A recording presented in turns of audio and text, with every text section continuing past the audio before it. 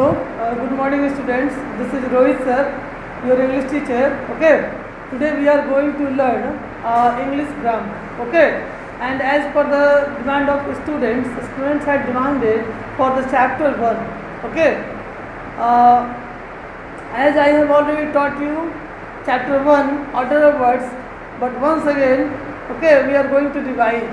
So students, let's see here on the board chapter 1 and the title is order of words for class 8. This is our first chapter.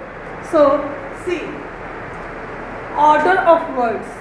Okay, order of words means generally we learn or write many sentences. Okay, but we have to know the pattern of the sentence. Every sentence has its perfect word order.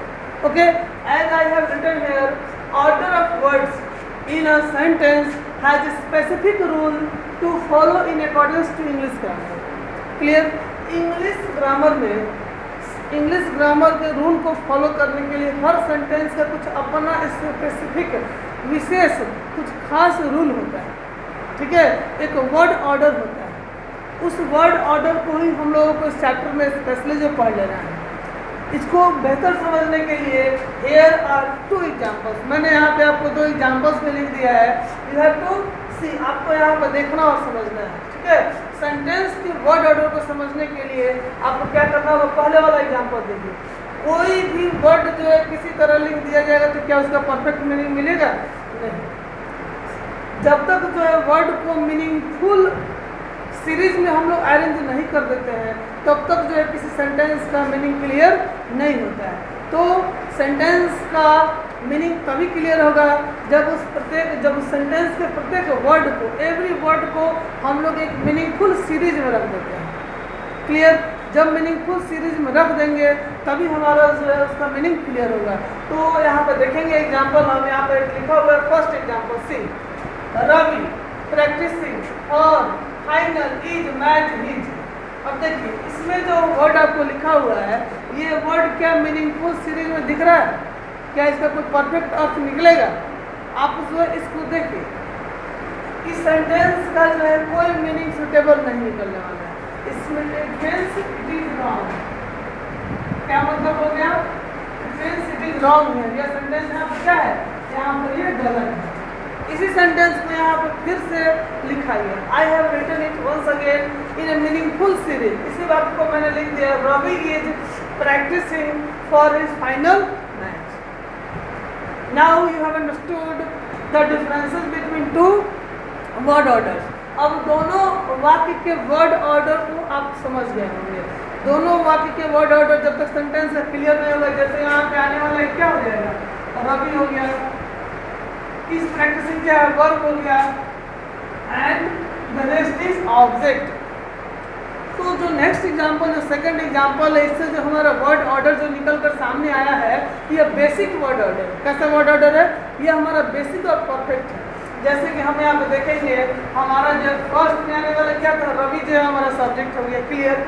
Next हमारा is practising क्या है? Verb हो गया, और his final match is object हो गया. तो इस तरह क्या देखा हम लोगों ने? Subject comes at first. किसी भी वाक्य में सबसे पहले जो उसका सब्जेक्ट होता है, सब्जेक्ट में से doer, one who performs action, that is called doer. जो वाक्य में काम करता है, जो परफॉर्म करता है, क्या करते हैं? उसको सब्जेक्ट कहा जाता है. तो ये हमारा यहाँ पे सब्जेक्ट हो गया. After that verb comes. Subject के बाद क्या आता है? सब्जेक्ट के बाद हमारा वर्ब आ जाता है. तो इस प्रैक्टिसिंग से वर्ब हो गया, and the rest part of the words are called object. जो इसके बाद जो वर्ड हमारा आता है इस ऑब्जेक्ट हो जाएगा. तो ये बेसिक स्ट्रक्चर है. इसी स्ट्रक्चर को दिमाग में रख के हम लोगों को चलना है. बाकी जो भी हमारा स्ट्रक्चर बनता है वो स्ट्रक्चर हमारा इसी बेस पे बनता है. क्लियर? तो ये हमारा फर्स्ट स्ट्रक्चर है. मैं आपको एक सेकंड स्ट्रक्चर भी लिखता हूँ, आप देखेंगे यहाँ पर रूल 2 करके. रूल 2 में जो आपको बुक में दिया गया उस स्ट्रक्चर पे आपको लिख के हम एग्जाम्पल भी बताते हैं. जैसे हमारा देखिए subject plus verb plus object plus. Clear? एक आपको इसमें एडवर्ब ऑफ प्लेस दिया हुआ है. एडवर्ब ऑफ प्लेस और next adverb of time. Adverb of time. इस स्ट्रक्चर को फॉलो कीजिए। मैंने क्या कहा था, I said you that basic structure हमारा वही है, subject comes at first, after that verb and then object. इसके बाद ही हम लोगों ने देखेगा एक्स्ट्रा जो है दो जो है इसमें ऐड कर दिए। क्या ऐड कर दिए, तो एडवर्ब ऑफ प्लेस और एडवर्ब ऑफ टाइम को हम यहाँ पर रख दिए। Now we will see it through example. हम लोग एग्जांपल के सहारे इसको देखते हैं। आइए हम लोग एग्जांपल के सहारे इसको देखा जाए। फर्स्ट एग्जांपल क्या हो जाएगा, सी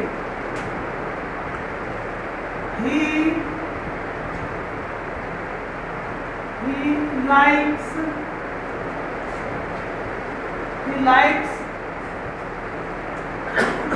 exercise.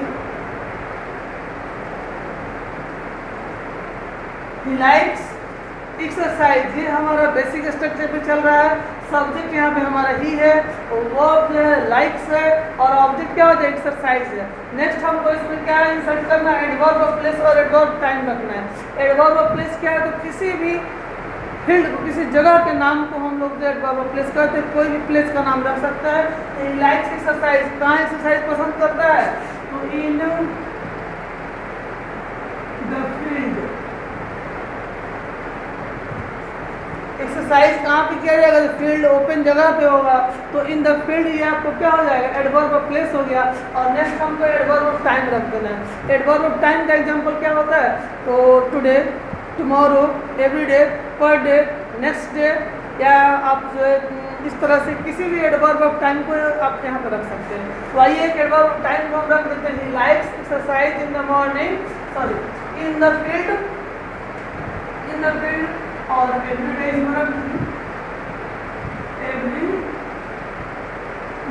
एवरी डे होगा, डेली हो जाएगा, कोई भी एक एडवर्ब ऑफ टाइम हम लोग इसमें इंसर्ट कर देना।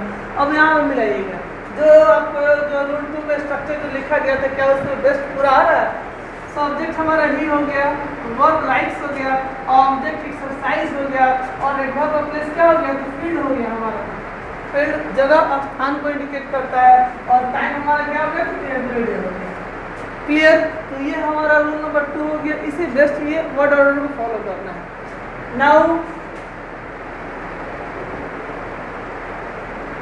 We have to see a note. हम लोग इसमें एक नोट क्या देखना है, तो adverb of time, most of the sentences adverb of times is used at first in affirmative sentences. अधिकांशतः हम लोग देखते हैं क्या कि adverb of time, adverb of time is used at the beginning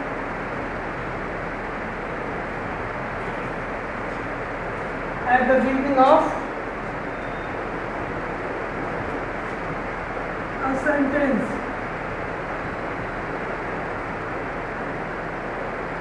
देखिए नोट में मैं आपको यहाँ क्या लिख दिया है, मैंने यहाँ ऐसे तो यहाँ हम लोग देखा था कि एडवर्ब ऑफ टाइम क्या आ रहा था, लास्ट में आ रहा था, बट अधिकांश वाक्य में यहाँ पे जो एडवर्ब ऑफ टाइम लिखा हुआ है कि मोस्टली वाक्य में आपको जो है एडवर्ब ऑफ टाइम का प्रयोग हम लोग कहाँ करते हैं, शुरू में करते हैं, स्टार्टिंग में करते हैं। यहाँ पे एक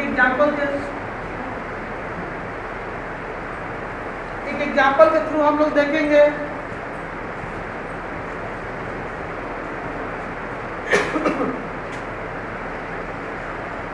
Now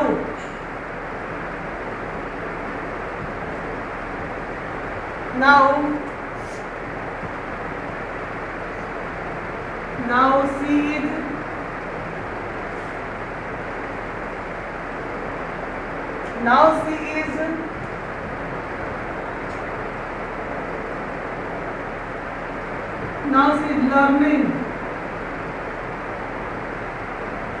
learning music। Now see is learning music. इस वाक्य में मैंने क्या कर दिया, देखिएगा हम सेंटेंस में नाउ जो शुरू में आ गया, ये नाउ क्या है, एडवर्ब ऑफ टाइम है। तो कभी कभी हम लोग क्या देखते हैं, अधिकांश वाक्य में जो है नाउ का प्रयोग हम लोग जो है शुरू में कर देते हैं। ये क्या है, एडवर्ब ऑफ टाइम है। इसमें आपको दो ऐसा एडवर्ब ऑफ टाइम होता है, एक्सेप्शन यहाँ पे लिख देते हैं।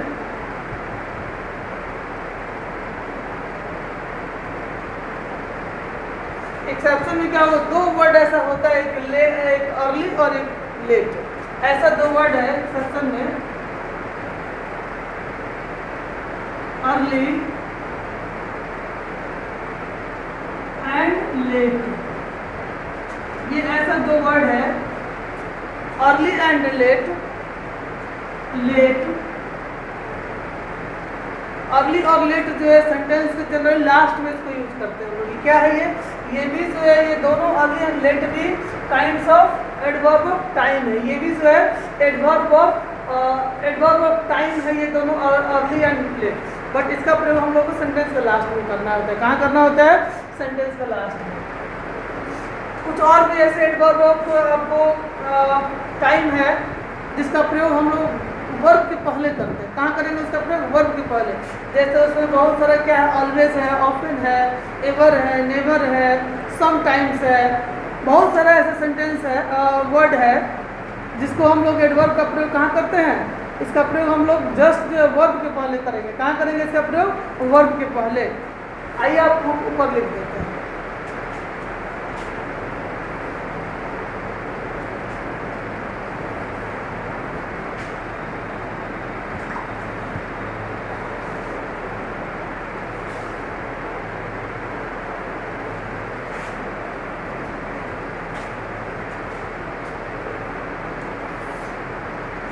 नोट 1 मान लीजिए, इसको नोट 2 हम लोग ऊपर लिख देते हैं। Note 2, note number 2।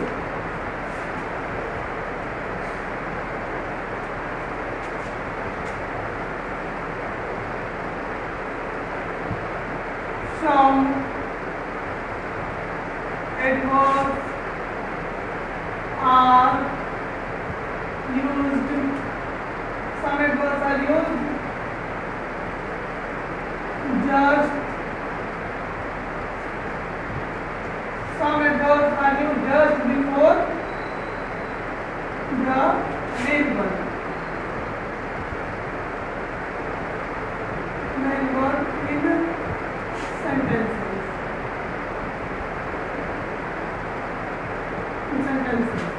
एग्जाम्पल क्या हो गया?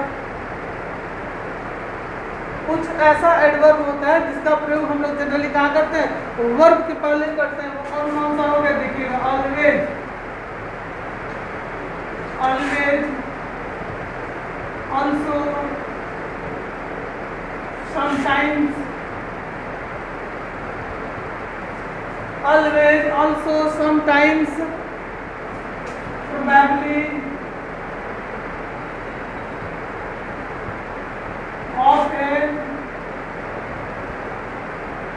never, never, ever, never, ever,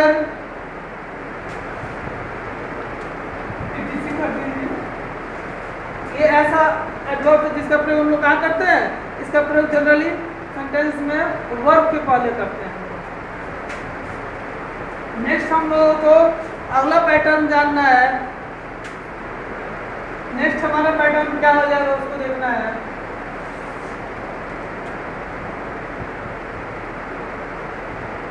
rule number जो है हमने क्या देखा था?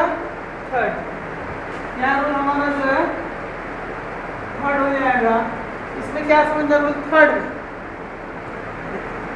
एक अलग पैटर्न है। इसमें subject plus verb plus subject plus verb plus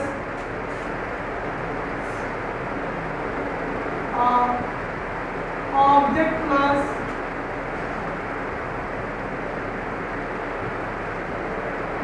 indirect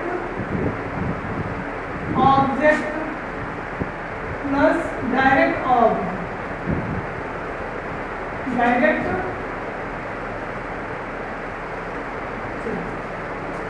Now we will see in rule number 3 that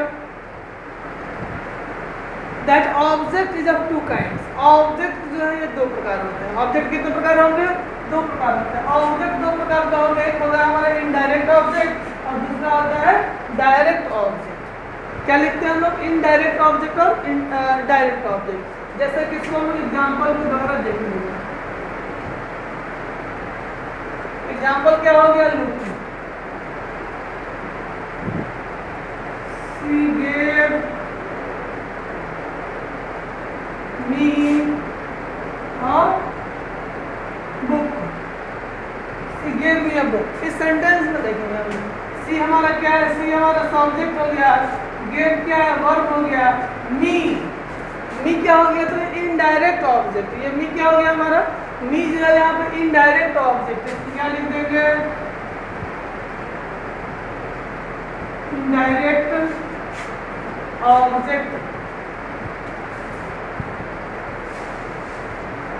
ये हमारा हो जाएगा इनडायरेक्ट ऑब्जेक्ट।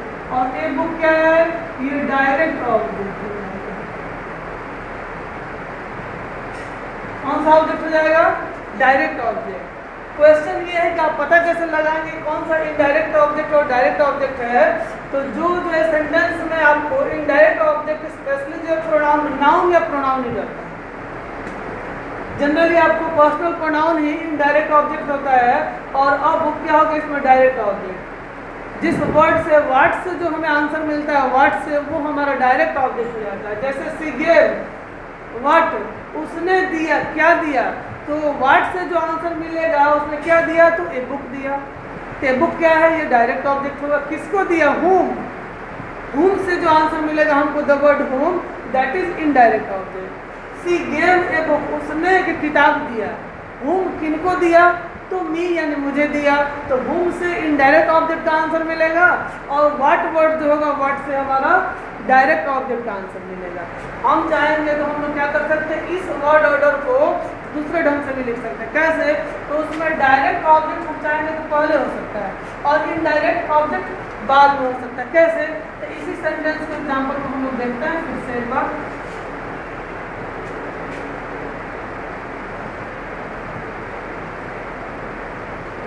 देखिए कैसे लिख सकते हैं, सी